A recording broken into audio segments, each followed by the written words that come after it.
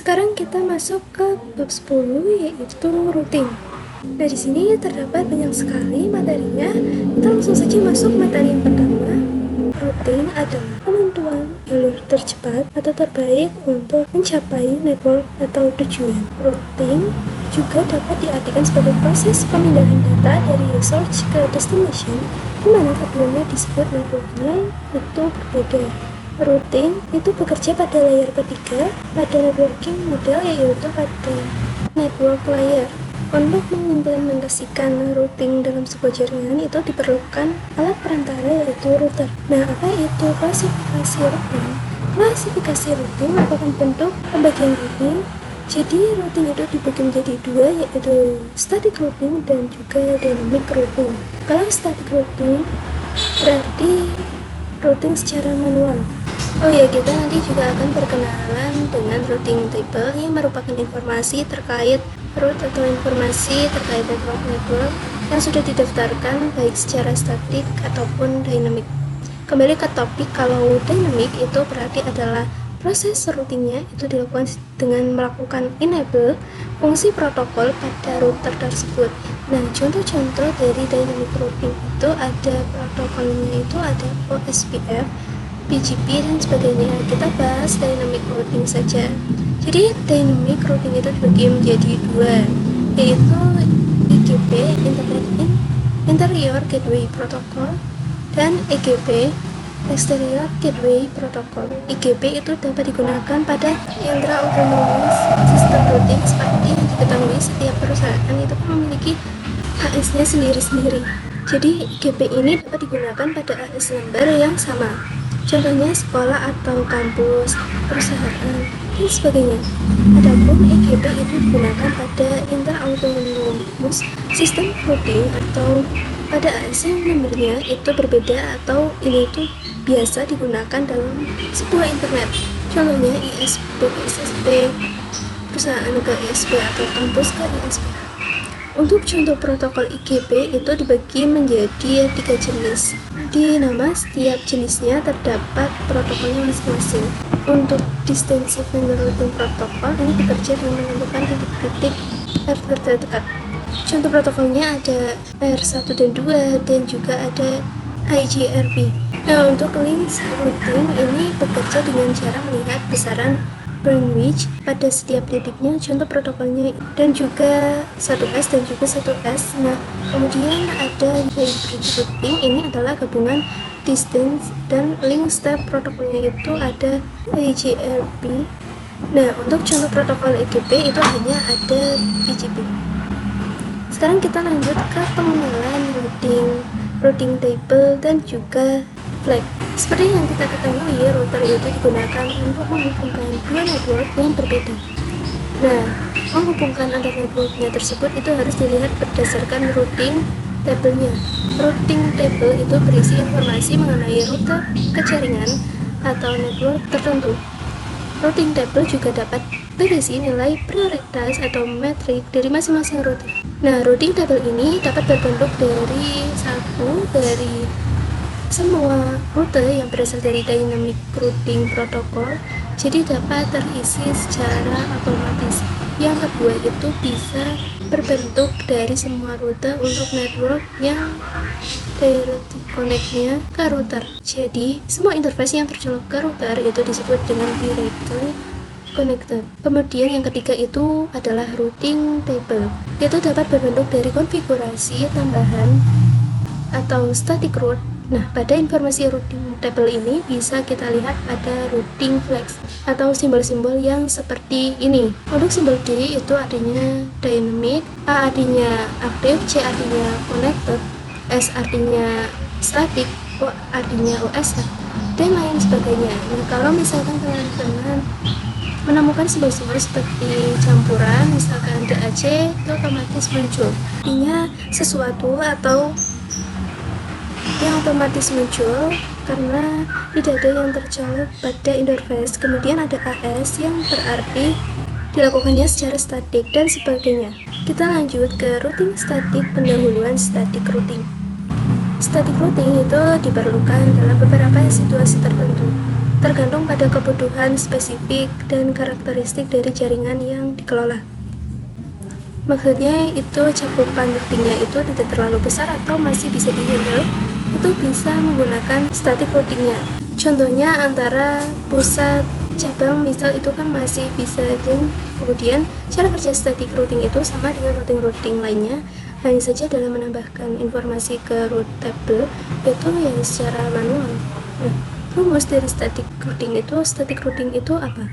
Kemudian cara konfigurasinya itu kemana? Gampang teman-teman, kita tinggal tentukan mau ke mana dan lewatnya itu mana. Kalau kita lihat pada topologi ini, misal router 1 mau ke router 2, berarti rumusnya dia mau ke network ini dan melewati gateway yang ini. Pokoknya ditentuin itunya teman-teman. Karakteristik dari static routing itu adalah mudah dikonfigurasikan pada jaringan yang cakupannya skala kecil, hanya membutuhkan resolve yang ringan. Static routing ini tidak cocok untuk jaringan yang berskala menengah besar. Kita lanjut ke routing static routing 2, router pendahuluan. Di sini kita akan mulai masuk ke dalam studi kasus, dan di sini sudah saya siapkan 3 studi kasus. Nah, nanti topologinya itu akan terdapat 4 router yang nantinya keempat router tersebut akan kita koneksikan. Nah, pada topologi tersebut akan ada namanya mikrotik utamanya atau router utamanya, dia akan konfigurasi WAN, sehingga router lainnya itu ketika ingin koneksi internet, router utama ini akan menjadi perantaranya. Langsung saja kita masuk ke lebih-lebih. Nah, di sini sudah saya siapkan 2 router, 1 USB, kemudian ada 2 VPC dan ada beberapa non di sini. Nah, di sini ISP-nya saya menggunakan type cloud NAT ya, bukan manajemen cloud seperti biasanya, yang mana nanti dia akan mendapatkan IP 10 titik berapa gitu. Kemudian di sini teman-teman buka terminal router utama atau router satunya, kemudian teman-teman login dulu. Kemudian kita cek IP addressnya. Nah, di sini saya mendapatkan 10.0.137.21. Di sini kita tuliskan kita bisa klik kanan, kita tulis IP-nya yang tadi. Kenapa X? Karena dia itu pasti berubah ya, karena dia ini adalah DHCP, kita apply. Kemudian kita hubungkan kabel juga dari router 1 ke router 2. Jadi nanti setiap routernya itu akan memiliki klien ya. Tadi kan sudah saya tambah 2 PPC ya. Nah, nanti setiap PPC-nya itu akan menjadi klien dari setiap routernya. Ini kita tunggu dulu ya. Nah, tadi kan saya bilang ya, jadi setiap klien itu ada VPC-nya. Berarti ini VPC 1 adalah klien dari router 1. Kemudian VPC 2 klien dari router 2. Nah, di sini saya sudah menyiapkan node ya. Jadi untuk IP 10.0 ini adalah IP pada router. Kemudian IP ini adalah IP address 1 pada router 2. Lalu ini ada 192.168.1.1, ini adalah IP pada router 1 yang mengarah ke klien, yaitu pada router 3. Kemudian ini IP dari PPC 1, kemudian IP ini milik PPC 2, lalu ini berarti milik router 2 yang mengarah ke klien. Nah, dari sini bisa kita simpulkan network yang didapatkan antara router 1 dengan kliennya ini adalah 1.0 ya. Di sini kita catat. Kemudian network yang mengarah dari router 2 ke PPC 2 ini berarti 2.0. Berarti di sini network yang mengarah ke router 2 atau antara router 2 dan router 1 ini adalah 10.10.10.0 ya. Kita catat. Nah, di sini sudah ya pengenalannya. Kita buka terminal router 1. Di sini kita ganti hostname-nya agar tidak bingung antara router 1, router 2 dan router lainnya. Di sini kita tulis sistem identity set name sama dengan router 1. Ntar ini sudah berubah ya. Kemudian kita ganti hostname pada router yang 2 dengan cara sama seperti tadi ya. Oh ya, kita juga bisa loh lihat maka kita itu tetangga, maksudnya adalah router yang ada di sebelah kita. Kita coba pada router 1. Di sini untuk melihatnya kita tulis IP. Nah, ini maka akan teridentifikasi pada etap 2-nya itu ada router 2. Jadi itu memberikan informasi mengenai tetangga dari router kita seperti tadi saya bilang. Jadi kita itu bisa tahu siapa yang ada di sebelah kita. Selanjutnya kita login mailbox-nya. Oke, di sini saya sudah login untuk router satunya di Windows. Nah, bisa nggak sih Router 2 ini itu router yang 2 itu terkoneksi juga dengan Winbox tanpa terkoneksi dengan ISP. Jawabannya itu bisa teman-teman. Itu bisa gunakan fitur Roman. Roman itu maksudnya terhubungnya router sampingnya tanpa harus teridentifikasi addressnya. Nah, di sini pada router 1 kita nyalakan fitur Romannya agar router 2 itu bisa terkoneksi. Di sini kita bisa klik tools Roman, kemudian kita centang bagian enable-nya, kemudian kita apply dan OK. Lalu kita nyalakan juga fitur Roman pada router 2 nya, pada terminal router 2 kita tulis tool, kemudian kita tulis Roman, kemudian kita tulis seperti ini, kemudian kita coba print. Oke, statusnya sudah yes. Jadi misalkan kita buka Winbox-nya lagi, di sini Winbox router 1 kita klik new Winbox, kita klik command to Roman. Di sini kita bisa masuk pakai ini, kita klik kemudian kita connect. Jadi artinya pun kita masuk ke router 1 tapi via router 2. Oke, ini saya sudah berhasil masuk ke router 2-nya. Kemudian kita lakukan addressing pada setiap interface router 1. Berarti ini kita ke Winbox router 1, kita klik IP, kita klik addresses, kemudian di sini sudah ada satu IP pada router 1 ya. Kita konfigurasi untuk yang router 2 dan juga 3. Di sini kita klik close. Addressnya adalah router 2 10.10.10.1/24. Kemudian router 2 kita apply dan OK. Kemudian kita tambahkan lagi untuk yang mengarah ke Ether 3 yang IP-nya adalah 192.168.1.1/24. Kemudian Ether 3 apply dan OK. Kemudian kita akan lakukan addressing pada router 2-nya. Di sini kita akan menu IP ke addresses. Kita klik add, kemudian di sini kita tulis IP yang ada di Ether 1, yaitu IP-nya adalah 10.10.10.2/24. Kita apply, lalu di sini kita tambahkan lagi untuk IP yang mengarah ke kliennya, yaitu pada Ether 2, yaitu interface-nya menjadi Ether 2. Apply, kemudian kita lihat informasi routing table-nya di IP, kemudian pada router. Nah, di sini ada informasi routing table DAC, yang artinya adalah dynamic active, dynamic active check connected. Jadi dia sudah terkoneksi, lalu sudah aktif dan juga sudah didaftarkan di routing table-nya. Secara dinamik bisa kita lihat di sini untuk addressing yang mengarah ke PVC2 ini belum terdaftarkan ya. Maka dari itu perlu yang namanya proses routing. Tapi kalau kita lihat pada router 1 di IP pada rootnya, routing yang mengarah ke klien VPC1 ini sudah terdaftar otomatis ya. Jadi antara router 1 dengan VPC1 itu sudah bisa saling berkomunikasi. Nah, maka dari itu di sini kita lakukan konfigurasi static routing. Caranya di sini kita bisa diambil di SD address. Karena kita mau ke network 2.0 yaitu network yang mengarah ke PVC2, maka di sini kita tulis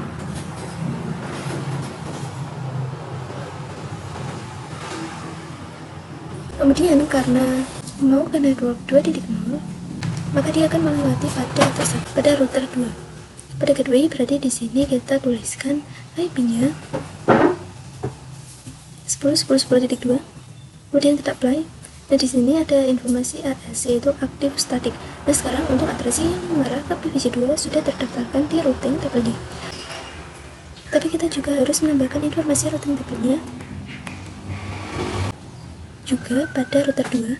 Kita ke router 2 karena di sini masih ada 2 ya routing table-nya. Berarti router 2 ini belum bisa berkomunikasi ke network 1.0. Maka di sini kita tambahkan routing table lagi, kita klik plus, kemudian di sini kita tambahkan yang mengarah ke 1.0 dulu. Kemudian keduanya berarti dia itu melewati IP Ether 2 pada router 1, yaitu 10.10.10.1. Lalu kita apply, kemudian kita coba lakukan ping ya. Kita klik terminal, kita ping. Nah, maka di sini akan berhasil ya.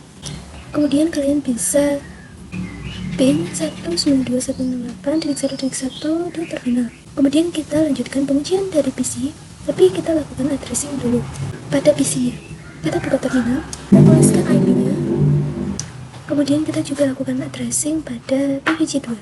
Kita coba ping ke router 2. Di sini berhasil. Kita lanjut ke static routing 3 router pendahuluan. Di sini kita itu akan memiliki router baru dan juga network yang baru. Di sini sudah saya siapkan satu router yang baru dengan router 3 dan juga satu PVC yang baru-baru dengan nama PVC 3. Kemudian sudah saya nyalakan keduanya ya. Jadi nanti goalsnya adalah pada setiap router itu harus terdaftarkan routing table dari network yang baru ini. Kita sambungkan kabel dari router 2 ke router 3 nya. Kemudian jika sudah, kita sambungkan juga kabel dari router 3 ke VPG 3. Nah, jika kabelnya sudah tersambung semua, di sini kita buka terminal router 3. Kemudian kita login dulu. Di sini kita setting hostname-nya ya.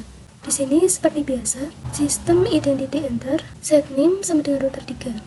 Nah, ini sudah terganti ya menjadi router 3. Kemudian kita coba cek IP.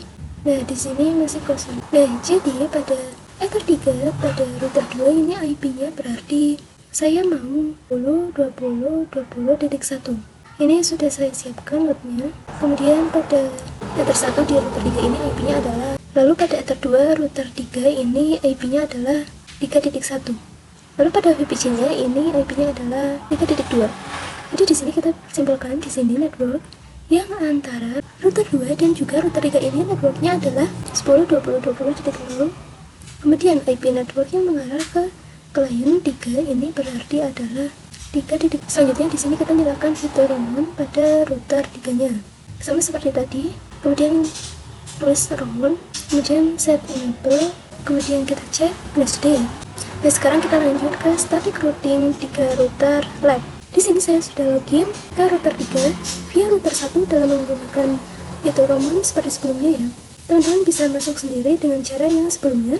Kemudian di router 3 ini sebelumnya, di sini kita melakukan addressing dulu untuk yang mengarah ke router 2 dan yang mengarah ke klien. Di sini kita klik IP, kemudian klik addresses. Nah, di sini masih kosong. Di sini kita klik add, kemudian di sini kita tulis IP yang mengarah ke kliennya router 3, yaitu PVG 3, yaitu. Kemudian di sini enternya adalah ether 2, kita apply. Kemudian di sini kita add lagi. Kemudian ini adalah IP yang mengarah ke router 2, yaitu 10.20.20.2/24, yaitu pada ether 1. Kemudian kita apply. Nah, di sini berarti kita memiliki network baru ya. Yang mana kalau kita cek pada router 1 di menu IP, kemudian router, nah di sini belum terdaftarkan routing table network baru kita. Maka kita akan lakukan routing statiknya. Oh ya, pada router 2 di ether 3 belum kita lakukan addresses ya. Sekarang kita lakukan pada router 2 dulu. Kita ke router 2, kita ke IP, kemudian addresses, kita klik add. Kemudian di sini kita tulis IP-nya, kemudian ethernya ether 3, kita apply, lalu kita OK. Kemudian di sini pada router 3, routing address-nya itu kan masih hanya ada 2 ya yang terdaftarkan. Nah, untuk network DAC-nya, nah untuk network 2.0 10.0 dan 1.0 itu belum terdaftar. Maka di sini bisa kita daftarkan secara statik dengan rumus seperti biasa, yaitu mau kemana dan lewatnya mana. Di sini bisa kita klik add, kemudian DSD address-nya kita tulis yang 2.0 dulu, kemudian gateway-nya ke 2.0 yaitu melewati IP ether 3 pada router 2, yaitu 10.20.20.1. Langsung saja kita apply, lalu kita OK. Kemudian kita klik add lagi. Nah, di sini kita tulis DSD address-nya adalah, kemudian gateway-nya adalah sama kayak tadi ya. Kemudian kita apply dan OK. Di sini kita klik add lagi. Kita tambahkan yang network 1.0, gateway-nya sama seperti sebelumnya, yaitu 10.20.20.1. Jika sudah, kita apply dan juga OK.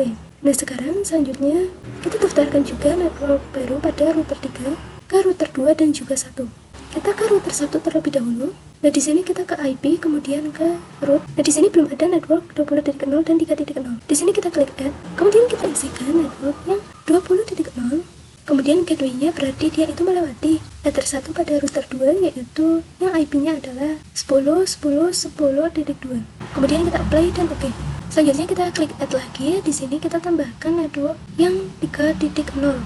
Kemudian gateway-nya yaitu sama seperti tadi, yaitu 10.10.10.2. Kemudian kita apply, lalu kita OK. Oke, sudah lengkap ya. Sekarang kita ke router 2. Di sini kita ke IP, kemudian ke root. Nah, di sini yang belum terdaftar adalah network 3.0. Di sini kita bisa klik add, kemudian kita isikan DSD address-nya, kemudian gateway-nya kita isikan, kemudian kita apply dan OK. Yang terakhir, lakukan addressing pada PC 3. Di sini pada terminal PVG 3 kita lakukan addressing yaitu dengan IP 192.168.3.2/24. Kemudian gateway-nya 192.168.3.1/24. Kemudian kita bisa ping. Lalu kita bisa coba uji ping ke PC1 yang IP-nya adalah 192.168.1.2. Saya akan kenalkan mengenai tracer. Jadi tracer itu berfungsi untuk melihat jalur destinasi yang dilewati hingga ke tujuan. Contoh di sini saya trace ke PC2 yang IP-nya adalah 2.2, berarti di sini trace 192.168.2.2. Kita lanjut ke static routing 4 router pendahuluan. Seperti biasa, di sini saya menambahkan satu router baru dan juga satu PVC baru.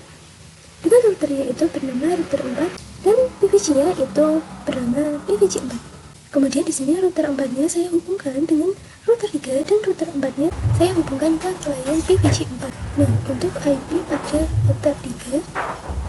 router 3 adalah 10.30.30.1 dan router 1 pada router 4 adalah 30.2. Maka dari itu didapatkan networknya adalah 10.30.30.0. Kemudian IP yang dari router 4 mengarah ke PVC atau klien adalah 192.168.4.1 dan IP kliennya sendiri adalah 4.2. Nah, maka di sini kita dapatkan network 192.168.4.0. Ini saya salah menulis. Saya nulisnya 3.0, harusnya 4.0. Kemudian di sini bisa setting hostname pada routernya. Di sini kita buka kandungannya. Seperti biasa, untuk melakukan setting hostname, di sini kita tulis system identity, enter, kemudian set name sama dengan router 4. Kita enter. Oke, di sini hostname-nya sudah berubah menjadi router 4. Sekarang selanjutnya adalah kita mencoba mengenable fiturnya.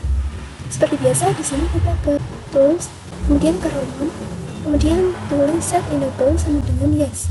Kita enter. Kita coba cek print. Oke, enable ya. Kemudian di sini kita bisa cek IP firewall kita. Di sini tulis seperti biasa. Nah, di sini teridentifikasi ya pada ether 1 saya adalah router 3. Kita lanjut ke static routing 4 router LAN. Seperti biasa, saya sudah connect ke router 4 via router 1. Caranya seperti sebelumnya ya. Kemudian di sini kita tambahkan addressing pada router 3 yang ada di ether 3. Ke router 3, kemudian kita ke IP, kemudian addresses. Di sini kita klik add, kemudian kita tambahkan address yaitu yang 30.1. Kemudian ethernya adalah ether 3. Kita apply. Kemudian kita kembali ke Winbox router 4. Nah, ini di menu IP terus addresses. Di addresses ini kita lakukan addressing untuk IP 30.2 dan 4.1. Di sini kita klik plus, kemudian kita tulis 10.30.30.2/24. Ethernya adalah ether 1. Kita apply. Kemudian kita add address lagi. Di sini adalah untuk IP yang mengarah ke klien 192.168.4.1/24. Kemudian ethernya 2. Kemudian kita apply. Kemudian kita coba lakukan addressing pada PC 4-nya. Kita buka terminal PC 4-nya. Oke, untuk addressing pada PC 4 kita tulis IP 192.168.4.2/4. Kemudian gateway-nya adalah 4.1. Kita enter. Nah, selanjutnya kita daftarkan network baru pada router 4 ini ya, yaitu network yang 3.0, 20.0, 20.0, 10.0, dan 1.0. Di sini saya di IP, kemudian root. Ini teman-teman perhatikan ya, di sini kita mulai klik plus. Di sini kita isikan untuk network yang 3.0 terlebih dahulu. Kemudian gateway-nya itu berarti ya dia melewati ether 3 pada router 3 yaitu 30.1. Kemudian kita apply, lalu kita oke. Kemudian kita tambahkan lagi untuk network 2.0. Gateway-nya sama seperti tadi. Kemudian kita apply, lalu kita oke. Kita tambahkan lagi untuk IP network 1.0. Gateway-nya sama. Lalu kita oke. Kemudian kita tambahkan lagi yang 20.0 dan 10.0. Gateway-nya masih sama ya. Oke, sudah selesai. Selanjutnya kita lakukan pada router 3. Kita ke IP, kemudian kita ke root. kita tambahkan network 4 titik gateway-nya itu melalui IP address 1 pada router 4, yaitu 10.30.30.2, dan kita apply lalu oke. Kemudian kita ke router 2, kita ke IP, kemudian ke route. Di sini kita daftarkan network 30.0 dan 40 dan 4.0 dengan gateway-nya, itu berarti dia itu melalui IP address 1 pada router 3. Oke, ini ada sedikit kesalahan, nanti saya betulkan. Nah, kita ke router 1, kita ke IP, kemudian route.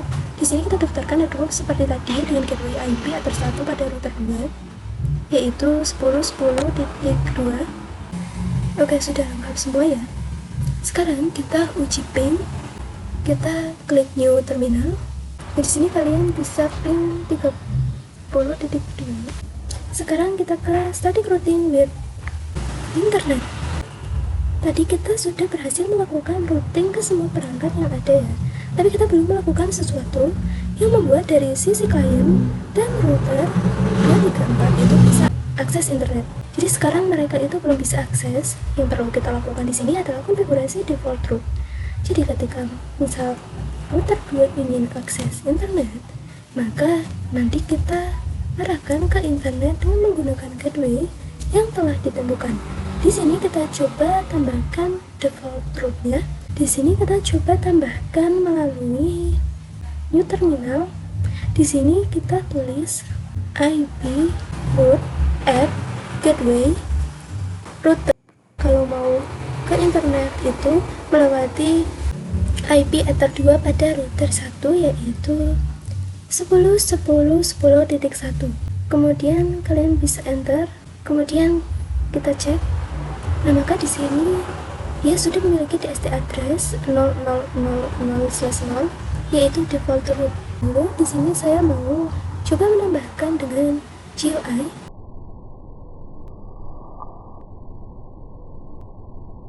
Berarti di menu root kita klik plus, kemudian kita biarkan 00 saja.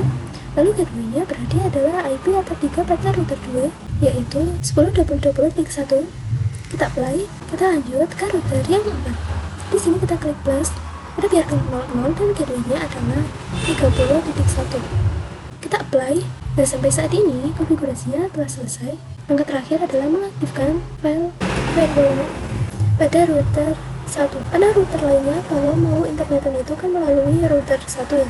Jadi kita konfigurasikan di sini, kita ke router 1, kita ke IP, kemudian ke firewall, lalu kita klik NAT. Di sini kita klik add. Lalu chain-nya di sini adalah src-NAT. Kemudian interface-nya di sini ether 1. Kemudian exchange-nya kita gunakan square. Oke, kita apply. Kita coba uji. Mulai dari router 4 dulu mungkin. Kita klik new terminal.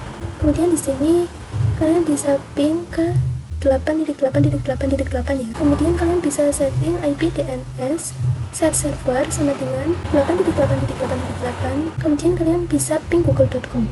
Kita lanjut ke routing dynamic concept dynamic routing. Jadi dynamic routing itu merupakan salah satu cara untuk mendistribusikan informasi routing table secara otomatis. Hal ini dapat memudahkan ekspansi saat memiliki jaringan yang kompleks atau sudah mulai menengah besar. Konsep dynamic routing itu ada dua, yaitu IGP dan OGP. Seperti yang sudah saya jelaskan pada materi sebelumnya ya, yaitu pada materi yang ke-1. Yang akan kita pelajari nanti yaitu hanya yang OSPF. Jadi nanti OSPF ini akan kita coba terapkan pada topologi kita yang sebelumnya. Kita lanjut ke routing dynamic pengenalan OSPF. OSPF yaitu salah satu protokol routing dynamic pada kategori IGP dengan algoritma landscape protokol atau LSR. OSPF ini support IPv4 dan juga IPv6. Cara kerjanya adalah dengan mencari rute jalur tercepat berdasarkan bandwidth, dan protokol OSPF ini menggunakan konsep hierarki routing.